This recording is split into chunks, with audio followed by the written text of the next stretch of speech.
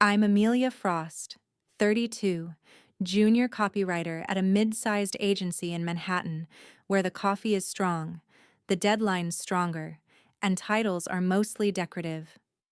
I rent a fifth-floor walk-up in the East Village with a view of a brick wall and a sliver of blue sky that looks like hope if you squint.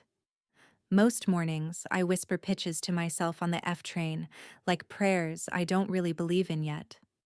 On the day everything started, New York was humid in that way, where the air sticks to your skin and strangers' elbows, and I had that trembling feeling I get before an idea catches fire. Our client was Luma, a new eco-friendly laundry detergent trying to look cool without trying too hard. Fresh, but not fake, their brief said. Ethical without being preachy, my boss added. My boss is named Graham Vale, silver hair, silver tongue, the kind of creative director who collects phrases the way other people collect watches. He calls me kid, even though I'm only 3 years younger than he thinks. He wears white sneakers to remind you he's not like other executives, but he is. We had 2 weeks to crack the campaign, and on day 12 I stayed late to talk to the blank document that was going to ruin me or make me. I record my brainstorms. It started during the pandemic, when I was working from my studio and time was soup.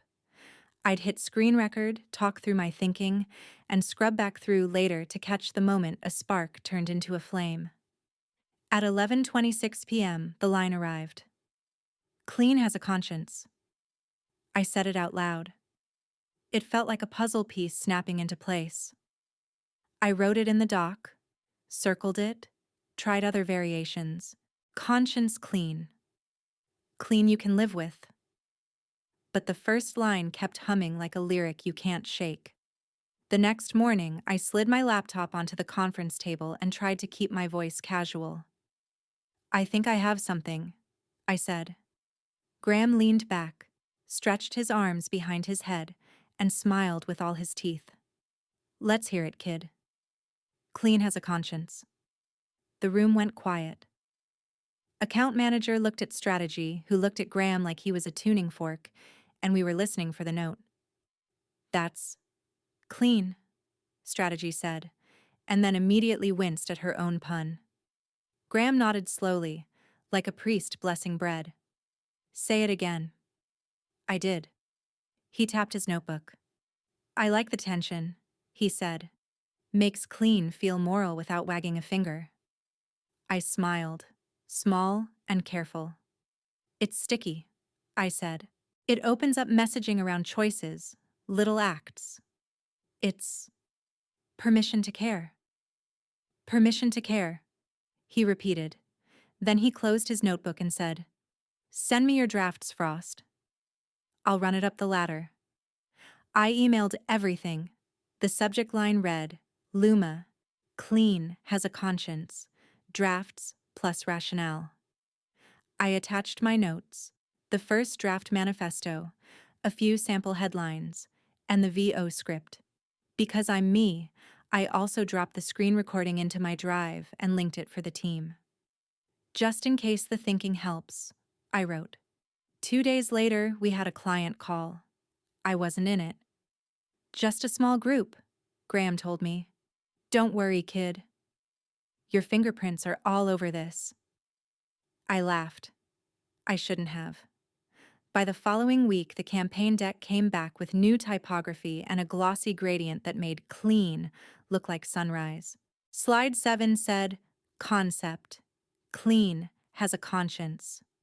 Under Origin, it said, Creative Direction, G. Vale. My name lived in the appendix like a forgotten child. I stared at it until the letters stopped meaning anything. I walked to Graham's office with the deck still open on my laptop, like evidence I had to present before it evaporated. He was pouring a sparkling water into another sparkling water, a ritual I never understood. Got a minute? I asked. Always for you, he said, smiling, not looking. I placed the laptop on his desk, next to a stack of awards with names like Citrine and Atlas, and something made of glass that looked like a frozen wave. I noticed the deck says you originated the concept, I said. He glanced, then shrugged. It's not about origin, he said. It's about shepherding the idea into a campaign. I'm the shepherd. I'm the one who wrote it, I said. And that's why your name's in the appendix, he replied. Don't be precious, kid. We win as a team. My mouth tasted like pennies. I'm not trying to be precious. I'm trying to be accurate.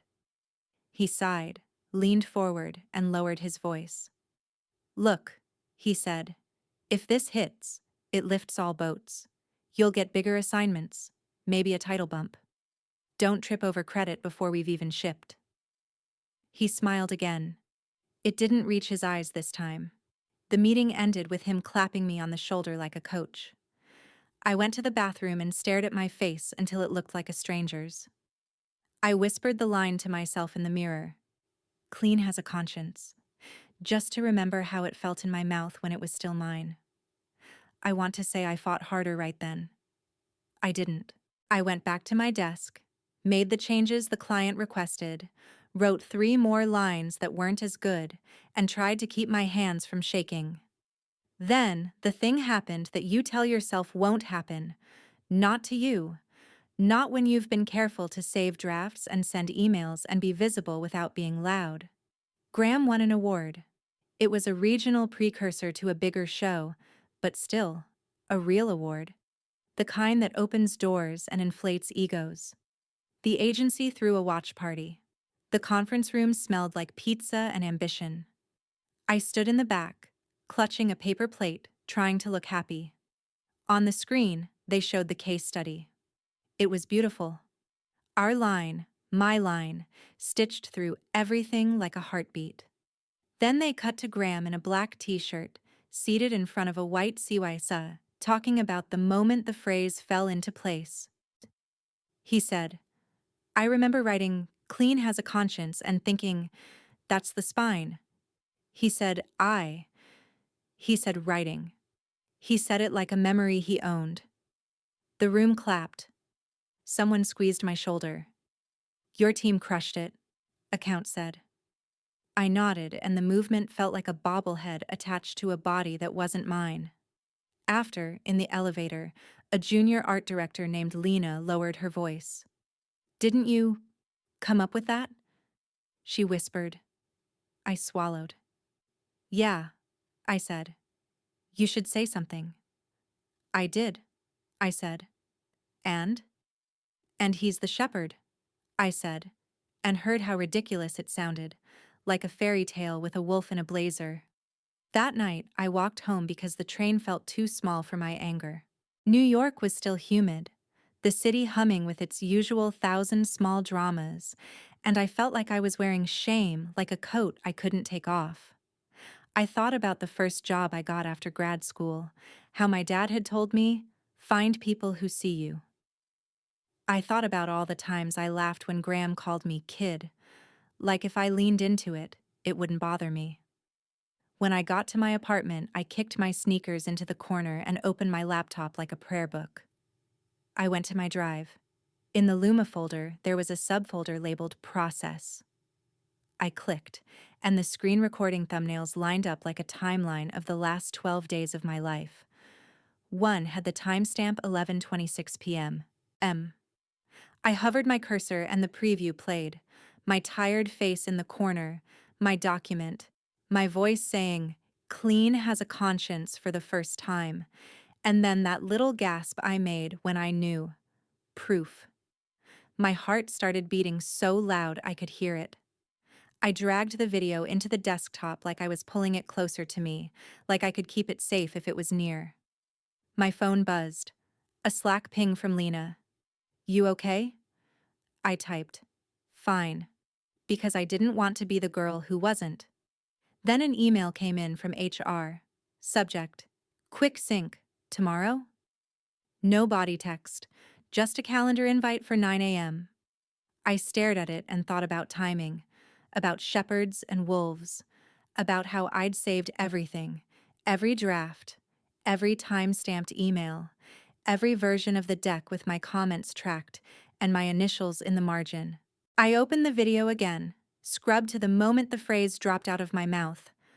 I listened to myself say it, slow and careful, like I was taking ownership even then. Another ping. This time, an unknown number. Careful, Amelia. You don't want to make enemies here. No punctuation, no signature. My throat went dry. I closed my eyes, then opened them, and in the silence of my apartment, with the city pressing in through the windows, something inside me stopped trembling and started sharpening. If Graham wanted to be the shepherd, fine. I'd be the wolf he didn't see coming. I created a new folder on my desktop and named it Authorship. I started dragging in files, emails, drafts, screen records, voice memos, the deck history from our cloud platform with the change logs that showed my edits before his. Then I opened the case study link and clicked Share. The page displayed the public-facing clip with his interview. I took a breath. My cursor hovered over a blank document titled Thread Notes. I typed the first sentence, "Let me show you how a slogan is born." That's when my phone rang. The caller ID said, "Blocked." I answered. A man's voice I knew too well said, very softly, "Don't do anything you'll regret." He hung up before I could reply. I stared at the screen and felt the anger move from my chest to my hands, steady and electric. I looked at the files, the folder, the notes. Then I heard my own voice in the recording, tiny and determined, saying the line again, the one he stole. What I did next would change everything at the agency, and it would not be quiet. The call ended, and my apartment felt colder, like the walls had inhaled.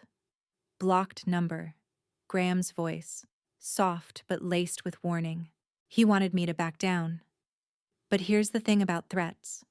They don't silence me. They crystallize me. I sat there staring at my laptop, my reflection ghosted across the black glass of the screen recording. "Don't do anything you'll regret," he'd said. What he didn't realize was, I already regretted everything. Staying quiet in his office, smiling in meetings when I wanted to scream. Letting him turn "clean has a conscience" into his golden ticket, while I disappeared into the appendix. The regret was already in my bloodstream. What I was about to do wasn't regret. It was antidote.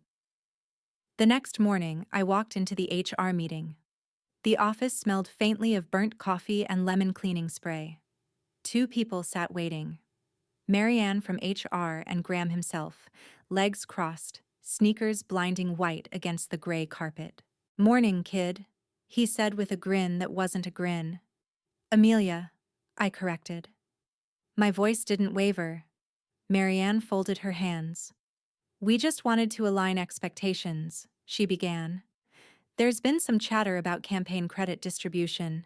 It's important that everyone on the team feels recognized." "Of course," Graham cut in smoothly. "That's why Amelia's contributions are clearly documented in the appendix. She's been instrumental." Appendix. Again, with the appendix. Like I was a footnote in my own life.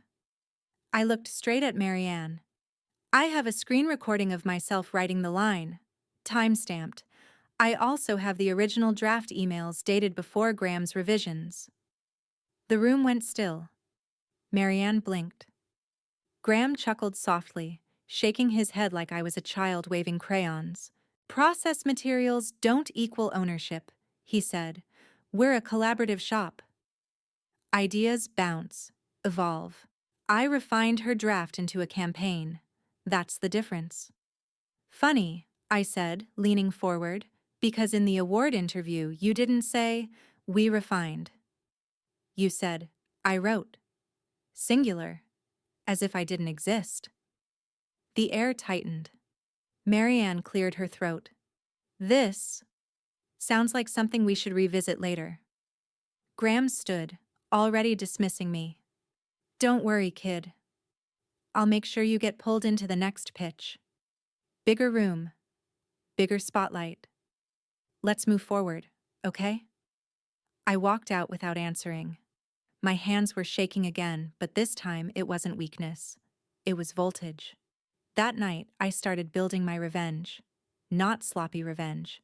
Not screaming in the office or sending angry emails at 2 a.m. I wanted precision. I wanted truth so undeniable it could not be spun. First step: gather. I pulled every file into the authorship folder. Emails with subject lines that bore my name and my line, deck revisions with my tracked changes, highlighted in neon yellow, voice memos where I whispered ideas while brushing my teeth. But the crown jewel was the video. The moment "clean has a conscience" left my mouth at 11:26 p.m. Preserved like a fossil in amber. Second step: allies. I messaged Lena, the junior art director, asking if she had any notes from early brainstorms. She sent a screenshot of her sketchpad where she doodled, "Clean has a conscience, Amelia's line?" with a little arrow pointing to my name. "You really going to go public?" she asked. I didn't answer right away, because that was the third step. Decide. If I went public, this wasn't just about me and Graham. It was about the agency's reputation, about clients, about every junior creative watching to see if stealing was just part of the job. I sat at my desk with the city buzzing outside my window, thinking about how many times I'd been told to wait my turn. I was done waiting. 2 days later, I posted. I didn't start with anger. I started with story. Ever wonder how an ad slogan is born? Let me show you. I uploaded a thread. Screenshot after screenshot, timestamp after timestamp, drafts, emails, the sketchpad doodle from Lena, and finally, the video. Me at 11:26 p.m. whispering, "Clean has a conscience" into the dark. Then the clip of Graham, polished and smug, saying, "I remember writing 'Clean has a conscience,' side by side." The post was less than 800 words, but it was a blade. Within an hour, it had 2,000 shares. By midnight, ad forums were dissecting it like a case study. People I hadn't spoken to since grad school were tagging me. "This is insane. She has receipts." The next morning, Adweek reached out for comment. So did Business Insider. And then, Luma, the client. They emailed me directly, not the agency. "Amelia, we'd like to talk. Call today?" My pulse thundered, because that was the moment I realized this wasn't just revenge. This was a career earthquake. But the higher the stakes, the sharper the knives. By noon, Graham had posted his statement. "Proud of the team that made 'Clean has a conscience' possible." Creativity is always collaborative. Disappointed to see personal agendas distract from the work. The comments split like wildfire. Some backed me. "She has proof. End of story." Others defended him. "Every CD refines junior work. That's the job." The agency issued a neutral statement. "We're investigating." And my inbox exploded. Recruiters, rival agencies, journalists. But then, my landlord emailed. My rent payment had been accidentally declined. My credit card flagged unusual activity. And when I got to the office the next day, my keycard didn't work. Someone was already moving against me, and I had to figure out if my evidence was strong enough to survive what was coming. When my keycard blinked red at the office scanner, I stood there longer than I should have, pretending maybe it just needed another swipe. It didn't. Behind me, people shuffled awkwardly. Someone coughed. Finally, a security guard walked over. "Frost, right? HR said you're on remote for now." Remote. That was corporate for banished. I forced a smile, took a step back, and walked out of the lobby like it was my choice. But inside, my stomach twisted. If they were cutting off access, it meant Graham was tightening control. He wanted me isolated, without files, without allies. What he didn't know was that I had already downloaded everything I needed. Still, it stung. The office may have been fluorescent and suffocating, but it was mine. My desk plant, my coffee mug with the chipped handle, my post-its, my place. Now I was an outsider. Back in my apartment, the city noise pressed in like static. I refreshed Twitter. My thread had passed 500,000 views. Comments rolled in faster than I could read. David versus Goliath vibes. This is why young creatives quit. She's brave, but she's finished. No agency will touch her. That last one hit me in the gut. Was I brave or stupid? I opened my inbox. Luma's brand manager, a woman named Tasha, had sent a follow-up. Amelia, if you're free, I want to hear your side before our board meeting. Today, 3 p.m.? I typed, yes, absolutely, thank you. My hands shook as I hit send. At 2:58 p.m., I clicked into the Zoom. Tasha appeared on screen.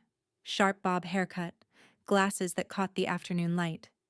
She didn't waste time. I'll be blunt. Your thread caused chaos. Our board is furious. Not just at the agency, at us. We can't look like we rewarded theft. I swallowed. I'm not asking you to take sides. I just want the truth acknowledged. She studied me. Truth is messy in advertising. Everyone borrows, everyone polishes. But your receipts? They're clean, unignorable. Relief flooded me. Then her tone hardened. But Amelia, if you think this ends Graham's career, you're naive. Men like him don't fall. They land somewhere cushier. You risk blacklisting yourself.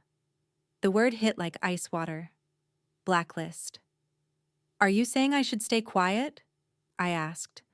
I'm saying you need strategy. Raw truth is powerful, but power isn't enough. You need allies with teeth. Before I could respond, her phone buzzed. She muted, spoke to someone off screen, then came back. I have to go. But listen, don't underestimate how far he'll go to protect his reputation. Be careful. The call ended, and her words stuck in my head like a warning bell. That night, Lena messaged me again. Check Slack. Screenshots are circulating. I opened the files she sent. It was a private channel, #creative leads, where Graham had been posting. Messages from him read, she's unstable. We gave her mentorship, and this is how she thanks us. We need to align on the story. This was collaborative. Nobody goes off script. Unstable. He was trying to rewrite me into the angry woman trope, the one people whisper about in hallways. For a moment, fear crept in. He had power, connections, the confidence of someone who always won. But then I remembered the video. My voice, my idea, time-stamped. And something inside me hardened. The next morning, Adweek published a piece. Who really wrote Clean Has a Conscience? They used my screenshots.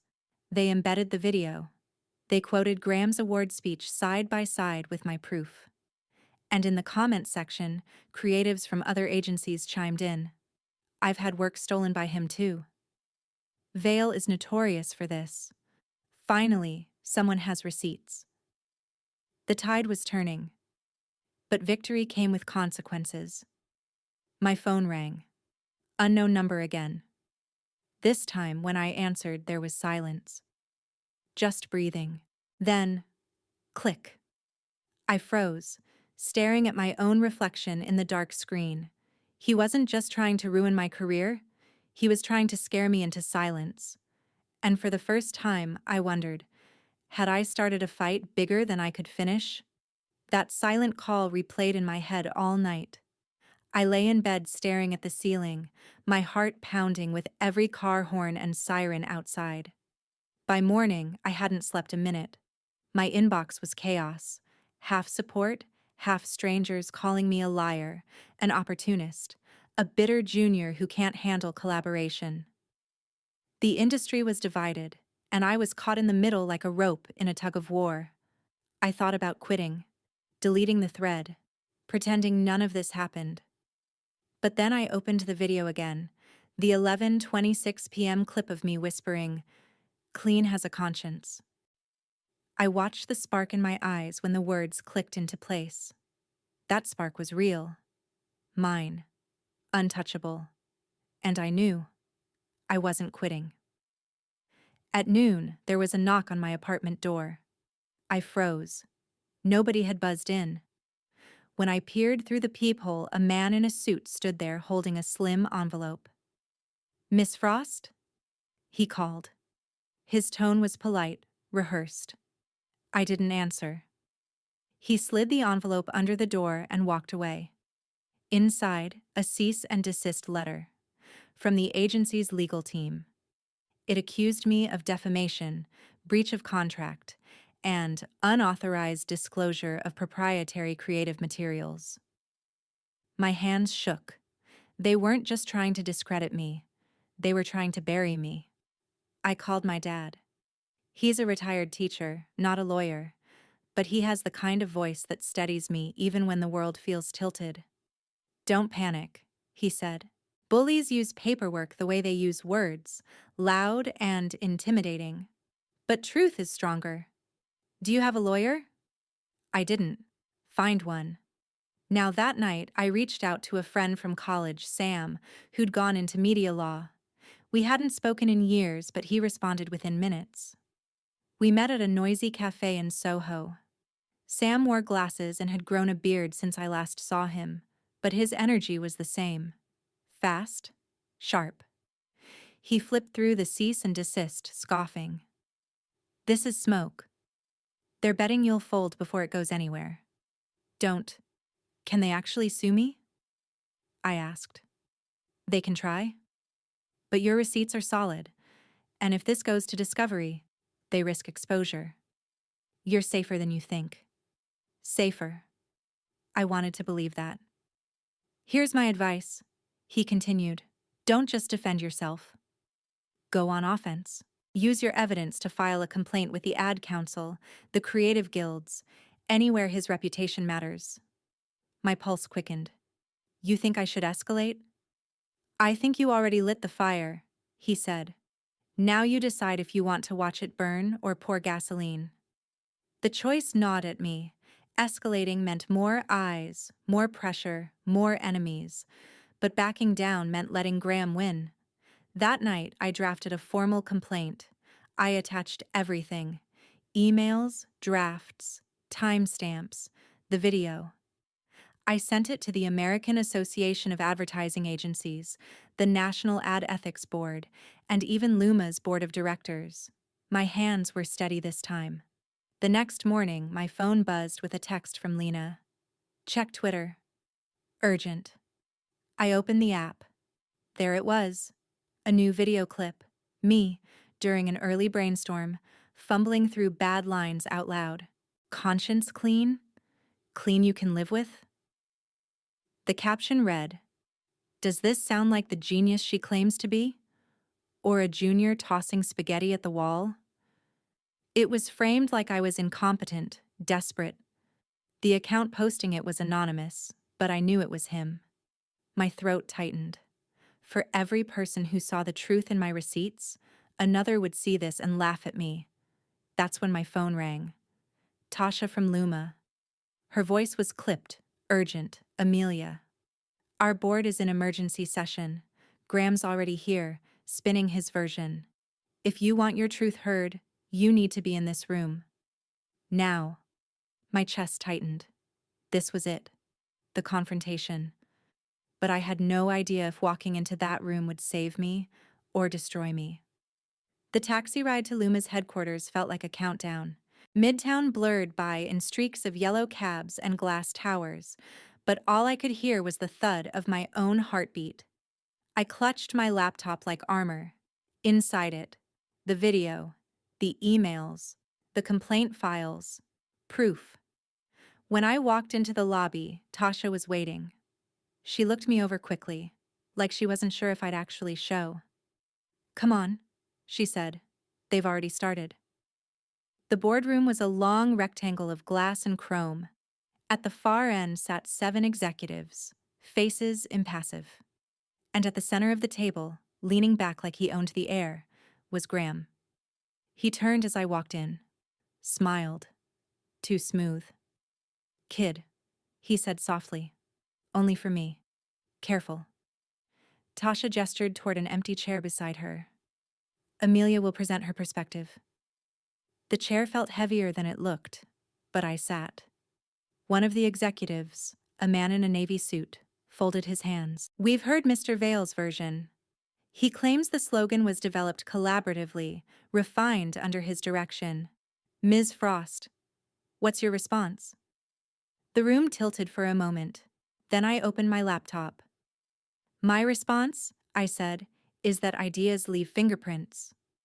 I pulled up the video, the 11:26 p.m. clip. My face lit the screen, tired but alive, whispering, "Clean has a conscience." Silence fell. Then I clicked to the next slide. Graham, in his glossy interview, saying, "I remember writing Clean has a conscience." Side by side, the contrast was damning.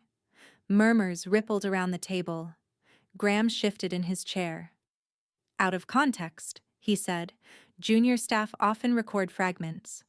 I was the one who identified the line worth pursuing, shaped it, sold it. That's the creative director's role."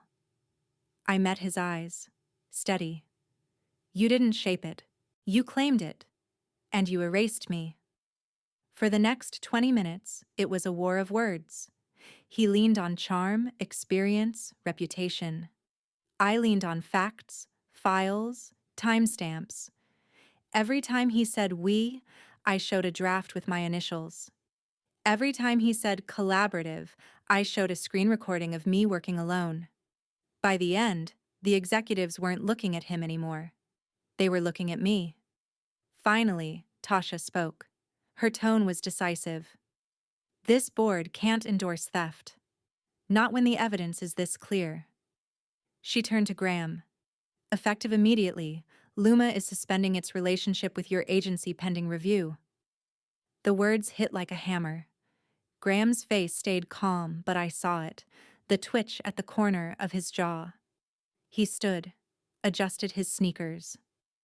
"This isn't over," he murmured as he passed me. Then he was gone. The room slowly emptied until it was just me and Tasha. She looked at me, expression softer now. "You realize what you just did?" "I think so," I whispered. "You didn't just defend yourself. You exposed an industry problem. People will rally, and people will retaliate." She paused. "You need to decide if you want to be the face of this fight." Her words lingered after I left the building. Because she was right. I had won the battle. But the war? That was just beginning. When I got back to my apartment, my phone buzzed with messages. One from Sam, my lawyer friend. "They won't come after you legally now. You're too visible. Smart move." One from Lena. "You were amazing. Everyone's talking." And one from an unknown number. "You made a mistake. Wolves eat sheep who play hero." I stared at it, my pulse steady. He still thought I was prey. But what he didn't understand was, I wasn't afraid anymore. I was just getting started. The next 48 hours were a blur. My thread wasn't just viral anymore, it was wildfire. Hashtags sprang up. Hashtag credit the creatives. Hashtag Amelia's line. Even a snarky hashtag not the shepherd. Journalists emailed nonstop. Podcasts wanted interviews. My LinkedIn profile exploded with connection requests from strangers who called me brave and an inspiration. But for every message of support, another called me a fraud, a career killer, a nobody trying to drag a somebody down. And through it all, Graham stayed silent. No interviews, no statements. Just a void where his voice used to be. The silence unnerved me more than the noise. On the third morning, my phone buzzed with a call from Sam. "Big development," he said. "The agency's board is meeting today. They might cut him loose." I sat up straighter. They'd actually fire him? They might. You've made it radioactive to keep him. But don't celebrate yet. Guys like him don't get fired. They get rebranded. He'll land somewhere else unless you finish this. Finish it how? I asked. By making it impossible for anyone to hire him without looking complicit. I hesitated. The thought of becoming that person, the one who destroys someone's career, chilled me. But then I remembered him in that interview, casually erasing me.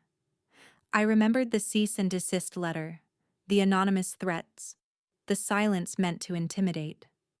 Number. He'd already chosen war. That afternoon, I went live. It wasn't planned. I just opened my phone, hit go live, and started talking.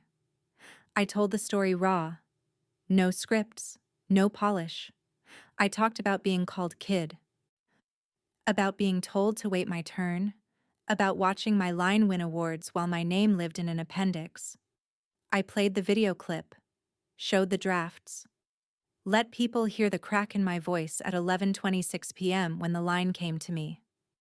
Then I looked straight into the camera and said, "This isn't just about me. It's about every junior creative who's ever had their work stolen and been told it was collaboration. It's about an industry where credit flows upward and silence is rewarded. And I'm done being silent." Tens of thousands watched live, hundreds of thousands replayed it. And just like that, the story wasn't about me anymore. It was about them. That night, an email arrived from an address I didn't recognize. Subject: You should stop. The body was one sentence. Remember, wolves eat sheep. Attached was a photo of me, taken that morning, outside my apartment. My blood turned to ice.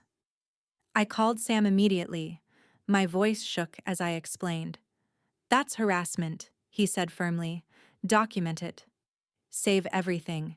If he, or anyone, crosses into threats, we take it to the police." "But what if it's not him?" I whispered. "What if someone else wants me quiet?" There was silence on the line. Then Sam said, "Then you've rattled more cages than you realize." I barely slept. By dawn, the photo replayed in my mind like a loop. Someone had been there, watching. And for the first time, I wondered, had I unleashed something I couldn't control? The photo haunted me. My own face, caught mid-step outside my apartment, framed like prey through someone else's lens. I kept checking the window, pulling the blinds, half expecting to see a figure on the street below. But nothing. Just New York doing what it always does, roaring, rushing, oblivious. Still, I felt hunted. By mid-morning, my phone buzzed again. This time, it was Lena. "Are you okay?" she texted. Before I could reply, another message followed. "Check Slack. He's at it again." I opened the screenshot she sent. Graham, in the Creative Leads channel. "She's unstable, dangerous, maybe even obsessed with me. We need to protect the agency from her narrative." My stomach twisted. Obsessed with him? He was rewriting me into a cliché, the crazy woman who lashes out because she's fixated on a man. I clenched my jaw so hard it hurt. Number. I wasn't letting him flip the story. That afternoon, I had another call with Sam. "They're escalating," I told him, pacing my apartment. "First the threats, now this. He's painting me as delusional." Sam leaned closer to his webcam, serious. "Which means you're winning. But Amelia, you need to decide how far you want to take this. Because once you drag private Slack messages into the light, there's no going back." I hesitated. "What if I already crossed that line?" He sighed. "Then we go all in." That night, I posted again. Not just screenshots this time, a full breakdown. I wrote, "They say I'm unstable. They say I'm obsessed. But here's what obsession really looks like: fighting to have your name attached to your own work." Then I attached the Slack captures. The messages where Graham called me unstable, warned others not to go off script. The post exploded. Again. This time, the narrative shifted harder in my favor. She's not unstable. She's thorough. Gaslighting 101. How many Amelias has he done this to before? My DMs filled with stories. Other juniors, other creatives, people who had watched their work get stolen. Some named Graham, others named different men, different agencies. A pattern. And I realized my story wasn't an outlier. It was a mirror. But with the support came danger. That same evening, I came home to find my apartment door slightly open. My chest seized. I stood frozen in the hallway, my keys gripped like a weapon. Inside, the lights were off.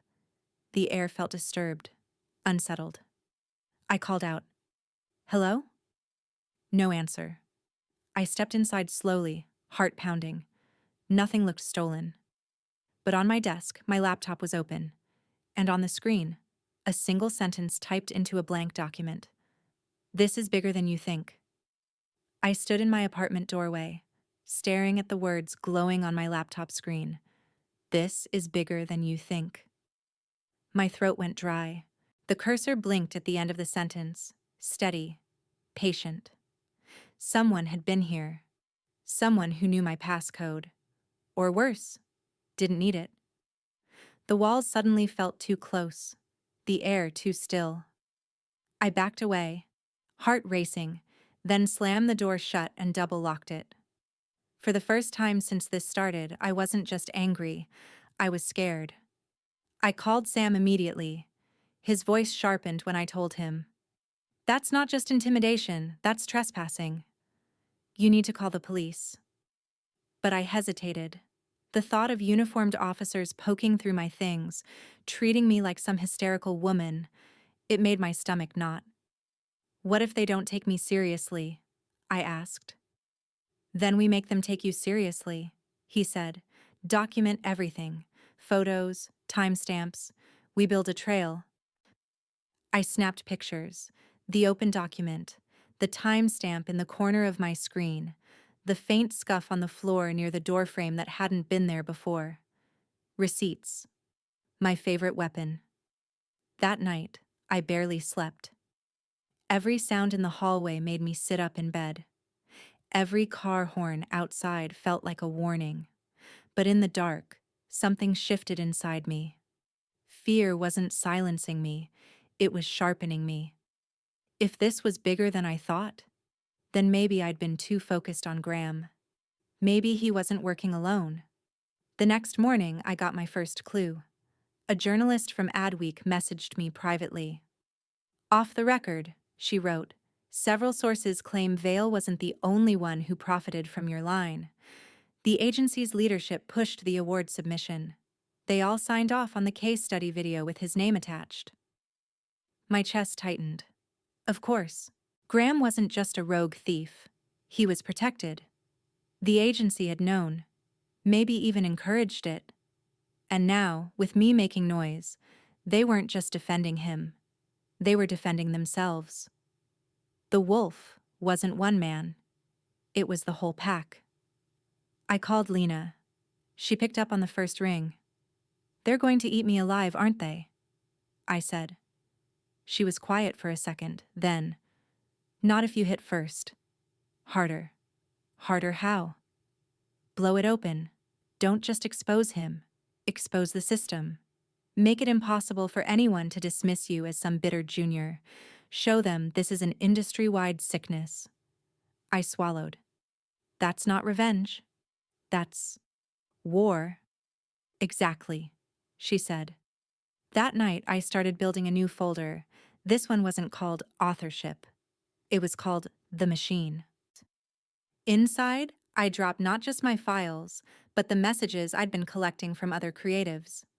Stories of stolen work, erased credit, directors taking bows for interns' blood and sweat. It wasn't just me anymore. It was dozens of voices, hundreds. By 2 a.m., I had the beginnings of something bigger than a thread, bigger than a viral video, a manifesto. Before I shut my laptop, I opened the blank document again. the one someone else had typed on. This is bigger than you think. I stared at the words. They were right, and I was about to prove it. By sunrise, my apartment looked like a war room. Sticky notes on the wall. Drafts open across 3 browser tabs. Voice memos piled up on my phone. I wasn't just writing for me anymore. I was writing for us. For every intern whose ideas became someone else's award speech. For every junior who got patted on the head, told to be patient, then watched their work vanish into someone else's portfolio. My manifesto began with a simple line: ideas have fingerprints. Stop erasing the hands that made them. From there, it grew teeth. I shared an early draft with Sam. He skimmed it, eyebrows rising. This isn't just a defense. This is an indictment. That's the point, I said. If I make it about me, they'll bury me as a one-off. But if I show the system, how credit theft is baked into the hierarchy, they can't dismiss it. Sam leaned back. They'll come for you even harder. Agencies hate dirty laundry. You're about to hang the whole industry out on the line. I took a breath. Then let them. I set a date. Friday, noon. The manifesto would go live. But the week leading up to it was hell. Every day, another anonymous text. Career suicide. You think anyone will hire you after this? Sheep don't lead wolves. And every night that photo of me outside my apartment replayed in my head. Proof that whoever was behind this wasn't just online. They were close. Still, the fear didn't paralyze me anymore. It fueled me. On Thursday, Lena invited me to meet at a diner near Union Square. She slid into the booth with her sketch pad. On one page, she'd drawn a wolf, sharp teeth bared. On the next, a woman holding a torch. You're not prey, she said, pushing the sketch toward me. You're the fire. I laughed, a little shakily. That's dramatic. So's what you're doing, she said. Don't forget that. Own it. Friday arrived. At 11:59 a.m., my cursor hovered over the post button. My hands were steady. The manifesto was ready. Screenshots, stories from other creatives, my own receipts woven through like spine and ribs. Title: The Conscience of Creativity, a Call to Credit. At noon exactly, I clicked. The post went live. Within minutes, it caught fire. By the first hour, it had 1 million views. Hashtags trended worldwide. Creatives from London, Sao Paulo, Mumbai added their voices, their stolen stories. By evening, trade journals weren't asking, "Did she write the line?" anymore. They were asking, "How deep does the theft run?" The conversation had shifted. It was no longer just my fight. It was everyone's. That night, I poured myself a glass of wine and sat on the fire escape, watching the city hum below. For the first time in weeks, I felt calm. Until my phone buzzed. A new message. This one wasn't anonymous. It was from Graham. You've made your point, but you don't know who you're dealing with. Meet me. Tomorrow, 10 a.m. Washington Square. No cameras, no lawyer. Just us. My hand tightened around the phone. Because if I went, it could be a trap. But if I didn't, I'd never know what he was planning next. Washington Square Park was alive with its usual chaos. Street musicians, chess hustlers, students sipping iced lattes on the fountain steps. But to me, the air felt charged, like the city itself was holding its breath. I spotted him near the arch, wearing those same spotless white sneakers, like nothing had happened. Graham Vale, my former boss, my thief. He smiled when he saw me, like we were old friends meeting for brunch. Kid, he said softly, glad you came. Don't call me that, I replied. My voice was steel. We walked a few steps away from the crowd, stopping near a bench shaded by trees. You've caused quite a storm, he said, folding his arms. Impressive, really. But storms pass. And when this one does, where will you be? Blacklisted. Unhireable. Alone, I stared at him. Alone is better than invisible. He chuckled. Still with the slogans. You stole mine, I shot back. Borrowed, refined, elevated. That's what creative directors do. No, what you did was theft, I said. And now the whole industry knows it. His smile faltered, just slightly. You think you've won, he said. But you don't understand how this business works. Agencies will survive, clients will forget. And me? I'll have another job before the month is over. But you. He leaned closer, voice low, venomous. You'll be the girl who cried wolf. No one will touch you. I met his gaze, unflinching. Funny, because wolves don't scare me anymore. For a moment, silence stretched between us, just the sound of the fountain splashing in the background. Then he straightened, smoothing his shirt. You had potential, he said. But you made yourself the story. That's a rookie mistake. No, I replied. My story was stolen. I just took it back. I pulled my phone from my pocket, tapped the screen, and held it up. The red circle glowed at the top. Recording. His eyes widened. Did you really think I'd meet you here? Alone? With no camera? I asked. You taught me something, Graham. Control the narrative. So I uploaded the recording before he could react. Within minutes, his words, storms pass, you'll be blacklisted, were spreading across the internet. The wolf had finally shown his teeth in public. By that evening, Luma terminated the agency's contract permanently. The agency's board announced leadership changes. And Graham Vale? His name trended for all the wrong reasons. Recruiters distanced themselves. Colleagues unfollowed him. The man who lived for the spotlight was suddenly radioactive. And me? I wasn't invisible anymore. I was undeniable. But the fight left me hollow. When the messages of support poured in, I smiled politely, but inside I felt tired. Because the truth was, revenge didn't feel like victory. It felt like survival. And survival was exhausting. That night, Lena called. You did it, she said. He's finished. Maybe, I said. But the system isn't. There was a pause. Then Lena whispered, So, what now? I looked at the glowing skyline outside my window. I think, I said slowly, it's time to build something new. Something that doesn't need wolves or shepherds. Just voices. Credited, loud, and unafraid. And for the first time in weeks, I felt not just angry, not just vindicated. I felt free. 3 months later, my life barely resembled the one I'd had when this all started. The agency was bleeding. Graham had vanished from the industry grapevine. No new job, no speaking gigs, no LinkedIn updates. For a man who lived in the spotlight, his silence was louder than anything I could have posted. And me? I wasn't blacklisted.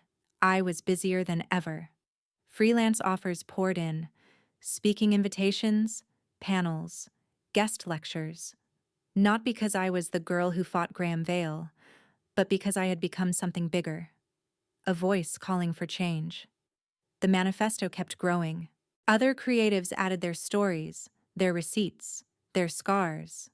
We built a website, Credit the Creatives, a living archive where nobody's fingerprints could be erased. It wasn't perfect. Some people still called me a troublemaker, a career killer, but others, many others, called me something else. Necessary. One night I met Tasha for drinks. She raised her glass and said, You know, you didn't just expose a thief. You gave us all permission to care again. Her words stuck with me. Permission to care. It echoed the very line I'd written for Luma. Clean has a conscience. I smiled into my glass. Maybe the line wasn't just about detergent. Maybe it was about us, an industry learning to clean itself. I still think about the threats sometimes. The messages, the photo, the sentence left on my laptop. This is bigger than you think. Whoever typed it was right. It was bigger. Bigger than one slogan. Bigger than one campaign. Bigger than me. And that's why I don't regret a single step. Because in the end, I didn't just take back my line. I took back my voice. And I'll never let anyone erase it again. If there's one thing I learned, it's this. Ideas are fragile, easy to steal, easy to silence. But truth? Truth has teeth. And when you finally let it out, it doesn't whisper. It roars.